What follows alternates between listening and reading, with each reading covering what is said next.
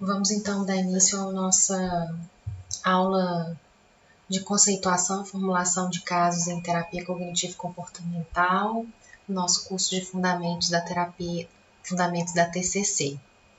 Essa é uma aula muito importante para a nossa prática clínica, porque a conceituação de caso ela é extremamente importante para nos ajudar a auxiliar os nossos pacientes. Ela é uma etapa ela é considerada tanto uma técnica quanto uma parte do planejamento da terapia, né? Vocês vão ver aqui na apresentação os termos conceituação e conceitualização. Esses dois, existe a formulação também. Esses três termos a gente encontra nas bibliografias, nos livros, né? Não tem nenhum, eu nunca li nada que diferenciasse eles, mas cada autor assume um. Então, eu resolvi colocar na aula os três termos, tá? Então, formulação, conceituação e conceitualização é a mesma coisa. A conceitualização é a etapa entre o processo de recepção do paciente, sua escuta inicial e aplicação do plano de tratamento. Então, a conceituação vai perpassar todo o tratamento do paciente, desde o dia que ele chega até as últimas sessões, né? A conceituação, ela está sempre em evolução, ela está sempre sendo feita e ela deve ser feita desde o primeiro contato. Ela é considerada tanto parte integrante do planejamento da terapia quanto uma técnica psicoterápica.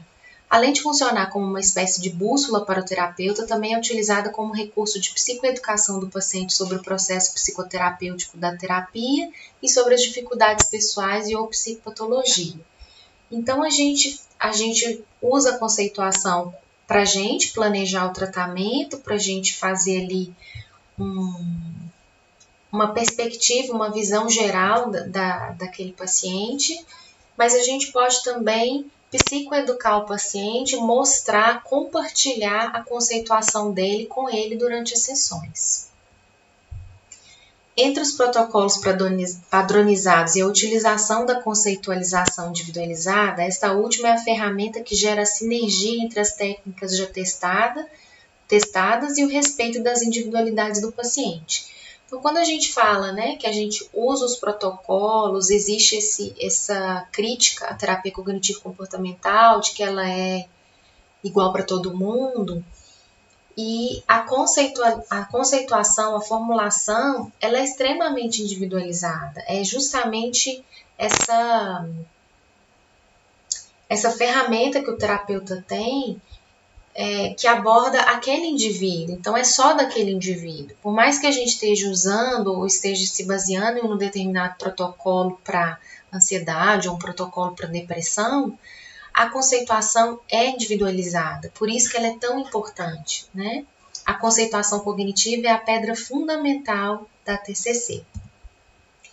A conceituação de caso fornece estrutura para o entendimento de um paciente pelo terapeuta. A gente entende melhor o caso, a gente visualiza, a gente tem um olhar amplo e geral daquela pessoa. A gente deve pensar algumas perguntas para nos ajudar na conceituação. Como o paciente desenvolveu esse transtorno? Quais foram os acontecimentos, experiências e interações importantes em sua vida? Quais as crenças fundamentais e básicas sobre si próprio? Quais seus pressupostos, regras, expectativas e atitudes? Então, são perguntas que a conceituação vai nos ajudar a fazer, que vai dar esse entendimento geral, que vai possibilitar essa formulação. Os teóricos, ao tratar das funções da conceitualização de caso na terapia, estabelecem que a terapia tem dois objetivos abrangentes: aliviar o sofrimento dos pacientes e desenvolver a resiliência. A resiliência é um termo que vem da física, né? Que é a capacidade dos materiais de se adaptarem às condições climáticas, ao lugar que eles estão, né? Então, a gente usa esse termo da resiliência na perspectiva da gente conseguir lidar com situações muito difíceis, estressantes, né? Que o paciente consiga passar por esses momentos sem se destruir, né? É como se ele conseguisse se movimentar diante de várias situações, por pior que elas sejam, né? Existe um consenso crescente que a conceitualização do caso na terapia cognitivo-comportamental ajuda a alcançar esses dois objetivos quando ela preenche 10 funções. A gente vai avaliar essas 10 funções aqui juntos. Número 1. Sintetiza a experiência do cliente, a teoria e a pesquisa pertinente em TCC. Então, a conceitualização ela tem essa característica da gente sintetizar a experiência do cliente, aliar a parte teórica da TCC e a pesquisa pertinente em TCC. Normaliza os problemas apresentados pelos clientes e é validante, né? Na medida em que você apresenta a conceituação para ele, isso ajuda na validação, né? Dele se sentir ali validado naquelas questões, naquelas queixas que ele está trazendo. Promove o engajamento do cliente é essencial para a mudança, isso quando a gente compartilha a conceituação com eles, né? Alguns terapeutas compartilham, outros não. Eu, particularmente, compartilho com alguns, outros não. Isso vai ser uma coisa que a gente pode ir treinando. Torna inúmeros problemas complexos em mais manejáveis, ou seja, organiza a confusão.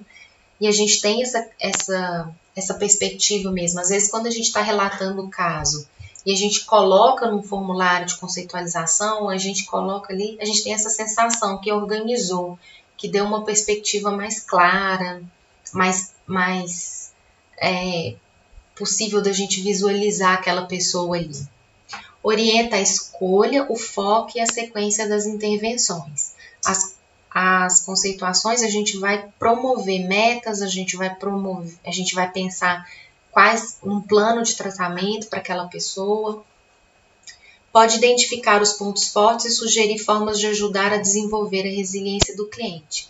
Esse é um ponto importante porque os teóricos têm dito que é muito importante o terapeuta pensar nos pontos fortes dos seus clientes. Então, quando a conceituação, de uma certa forma, te obriga a pontuar pontos fortes, a classificar pontos fortes daquela pessoa, é como se reforçasse a ideia de que aquele sujeito tem esses pontos, e isso, estando na formulação, estando na conceituação, acaba possibilitando ali uma relação terapêutica melhor, e a gente pode, tendo esses pontos fortes bem definidos ali na nossa conceituação, trabalhar eles mais na sessão.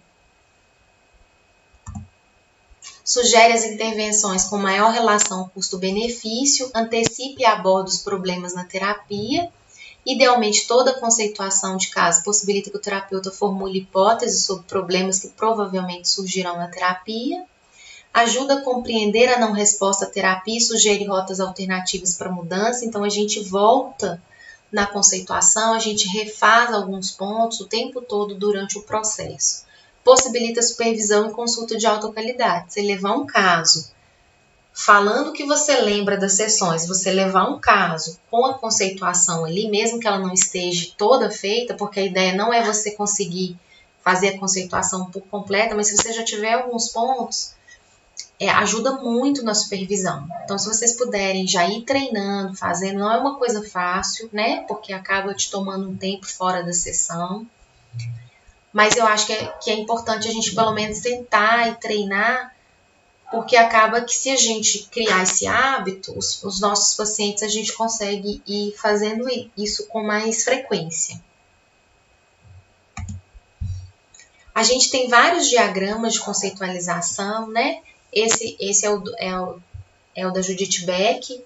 Ele é bem mais simples, a gente tem conceituações super complexas. com muitos dados e conceituações bem sucintas. A gente tem 2 formulários aqui na Shelter, na nossa intranet, que vocês vão ter acesso. Se vocês tiverem de algum outro livro, se vocês já usam outro, não tem problema. A gente vai apresentar aqui 2.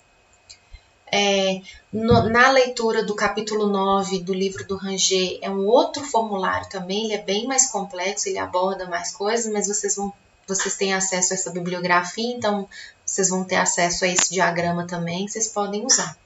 Então, a da Judith Beck aborda a história de vida, os dados relevantes da infância e adolescência, e aí ela já faz ali o modelo cognitivo, né? As crenças centrais, as estratégias compensatórias. A gente sempre pega 2 situações ali que geralmente os pacientes trazem para a gente nos RDPAs e a gente destrincha elas, né?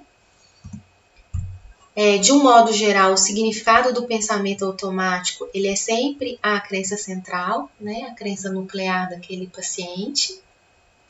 Eu não vou ler aqui, não, para a gente não perder tanto tempo, mas nós vamos ter prazo de estar fazendo conceituações juntas, tá? Esse é do livro Aprendendo a Terapia Cognitivo-Comportamental. Eu particularmente gosto dele, ele é mais completo do que o da Judith, mas ele também não é muito extenso. Então, formulários muito extensos, eles acabam fazendo com que a gente desista de fazer. Então, acho que a gente não pode ser nem tão sucinto, nem tão complexo, para que a gente possa equilibrar.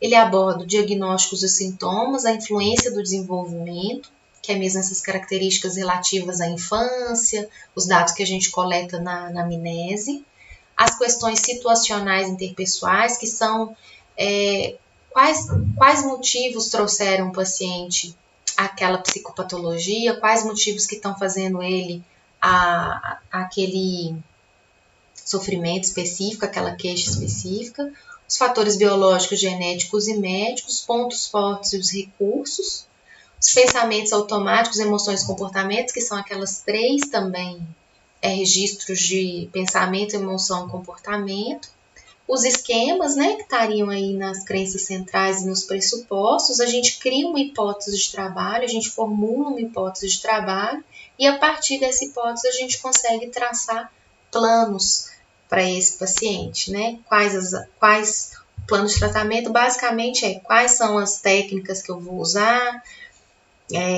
quais ferramentas eu posso usar, quais serão as de escolha, quais eu vou acrescentando ao longo do tempo. Então, tá aqui mostrar para vocês, então, os 2 formulários, estão lá na intranet, tá? Esse aqui é um pouco mais extenso. Esse é o de referência do artigo que está lá na intranet, que vocês também têm acesso, tá ok? Eu sugiro que vocês leiam também, uma leitura importante. E esse é o do livro Aprendendo a Terapia Cognitivo-Comportamental. Então, tem aqueles dados todos, né?